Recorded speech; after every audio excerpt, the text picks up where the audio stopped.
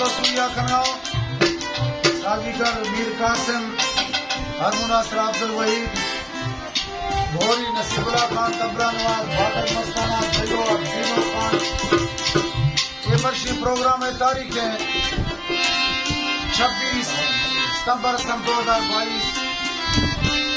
इकलामे खास फरमाइश में शायर अदम मुफ्ती मीर यासीन फारूक सरकार, हामिद साहब, हमीद एजान, वसीम साहब, हमाद साहब, दानिश नादान के गुजरा, सोहेल बगरा नादान और शायर फैला हबीब और आलम खान दादा सामला खास फरमाइश।